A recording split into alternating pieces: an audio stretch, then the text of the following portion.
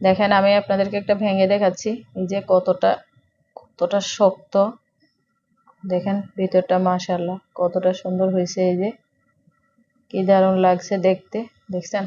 আসসালামু আলাইকুম ফ্রেন্ডস, দেখেন আমি আজকে নতুন একটা রেসিপি নিয়ে আসছি। এখানে প্রথমে আমি একটা ডিম ভেঙে দিব। দেখেন আমি একটা ডিম ভেঙে দিয়েছি। এখন আমি এখানে সুগার দিয়ে দিব। সুগার পরিমাণ মতো, যতটুকু মিষ্টি খাবেন ঠিক ততটুকু।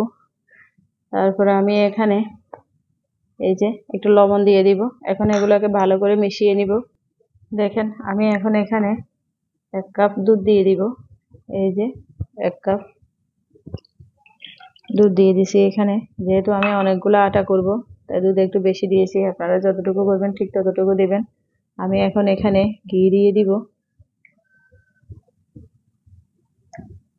ঘি দিয়ে দিছি আমি এখানে। এখন ভালো করে মিশিয়ে নিব। দেখেন আমি এখন এখানে বেকিং পাউডার নিয়েছি, অল্প একটু বেকিং পাউডার দিয়ে ভালো করে আবারও মিশিয়ে নিব এভাবে করে। দেখেন ফ্রেন্ডস আমি এখন এখানে এই যে ময়দা দিয়ে দিব। ময়দা দিয়ে ভালো করে এভাবে করে মিশিয়ে আমি একটা ডো তৈরি। দেখেন ফ্রেন্ডস এই যে আমার ডোটা খুব সুন্দরভাবে করা হয়ে গেছে। আমি এখন এটাকে ঢাকনা দিয়ে 10 মিনিট রাখবো। এরপর আমরা 10 মিনিট পর ফিরে আসবো। আমাদের চ্যানেলটা যদি সাবস্ক্রাইব করে না থাকেন, প্লিজ দয়া করে আমাদের চ্যানেলটা সাবস্ক্রাইব করে পাশে থাকবেন। দেখেন ফ্রেন্ডস এই যে মজারেলা চিজ, আমি চিজটা এই বাটিতে নিয়ে নিচ্ছি। চিজের ভিতরে এখানে চিনি দিয়ে একটু আমি এগুলাকে মিক্স করে রেখে দিব, সাইডে রেখে দিব।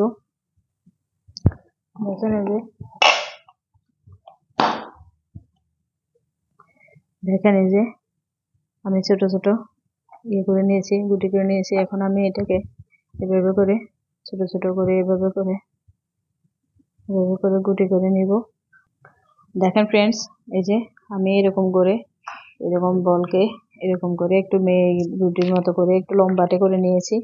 এখন আমি এই যে এখানে এই যে একটা পাইপ নিয়েছি। এটা দিয়ে কি করব দেখবেন। দেখেন ফ্রেন্ডস এই যে আমি একটু লম্বা করে রুটি করে নিয়েছি এই যে এগুলাকে। এখন আমি এখানে এই যে একটা পাইপ নিয়েছি। এটাকে কি করব দেখবেন। দেখেন এই যে আমি এই পাইপটা দিয়ে এভাবে ছিদ্র করে নিচ্ছি। আপনাদেরকে দেখাই আমি কিভাবে করলাম। দেখেন এই যে আমি আপনাদেরকে দেখাচ্ছি এভাবে এভাবে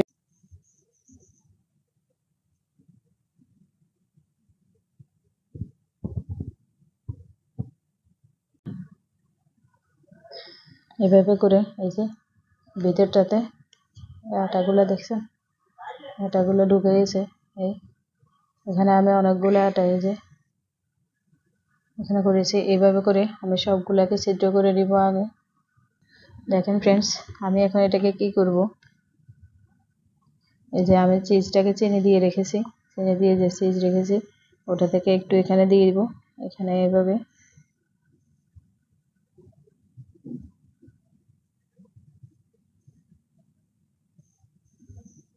এখন আমি এখানে বরাবর করে দিয়ে এটাকে একটা পুটলি করে নিব।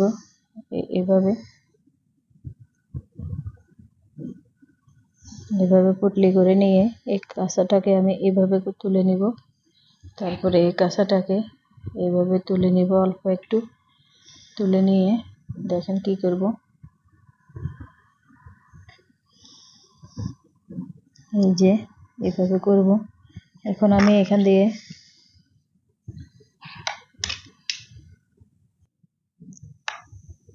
এই যে এই কাঁচাটাকে এইভাবে একটু সমান করে কেটে নিব। এভাবে করে একটু সমান করে নিব। ছুরিটা একটু ধার কম, সেই জন্য একটু লেট হচ্ছে। এবারে আমি এই যে দেখেন এভাবে করে এই যে ব্যাস হয়ে গেছে। দেখছেন মাশাআল্লাহ কতটা সুন্দর হয়েছে। দেখেন এই যে এই পাশটা ও পাশটা একদম ছিদ্রগুলো খুব সুন্দরভাবে দেখে যাচ্ছে।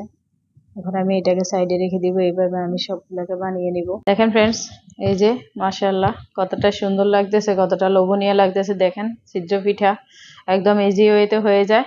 আপনারা এভাবে, আমি এটারে কি করছি, আমি এটাকে ওভেনেও দেই নাই, তারপরে বাফেও দেই নাই, তেলেও ভাজি নাই, কিন্তু কি করলাম যদি জানতে চান তাহলে কমেন্টস করে জানাবেন, আপনারা জেনে যাবেন।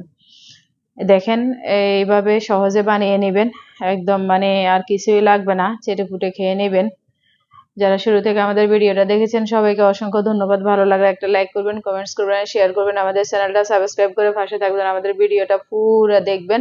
আল্লাহ হাফিজ।